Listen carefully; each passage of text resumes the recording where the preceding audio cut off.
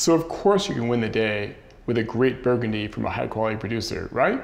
In this case you can, because this is one of the wines that we chose, but not always.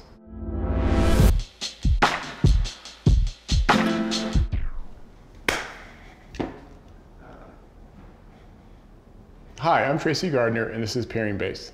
I want to make sure that you bring the wine that people taste after a bite of food and go, oh my goodness, that's a fantastic experience.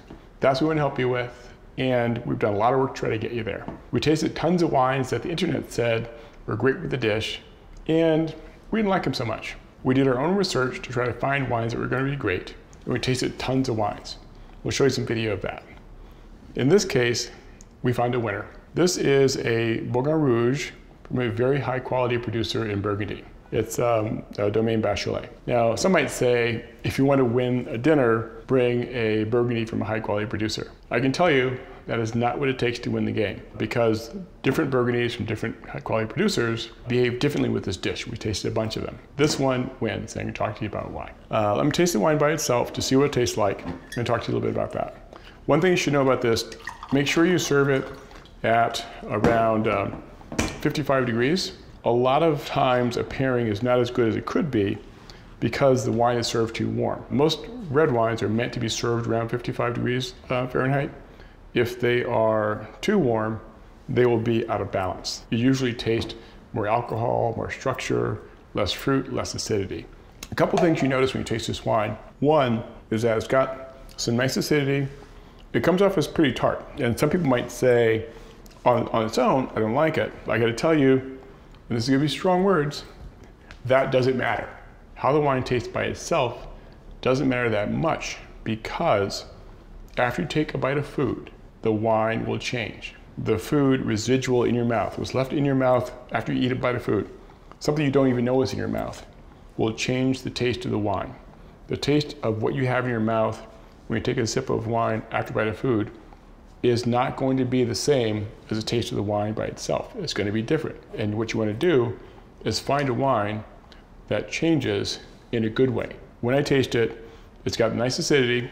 It's got nice, really the fruit is almost indistinguishable from the cranberry fruit. It's very tart berry, or, sort of tart red cherry, maybe red raspberry. But two things you notice. One, the flavor is pure. There's nothing else. It's just purely that flavor.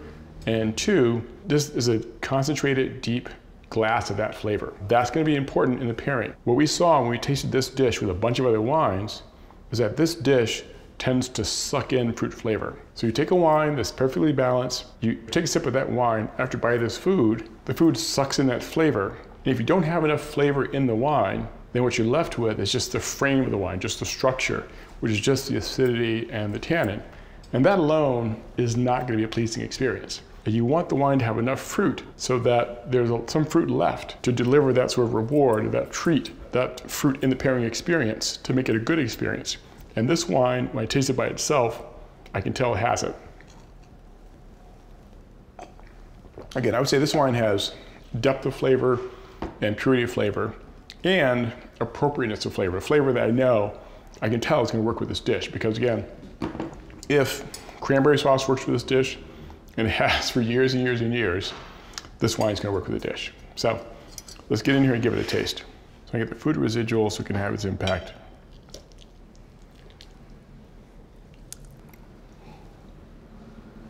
It's nice because it's got the depth of flavor to survive the food residual.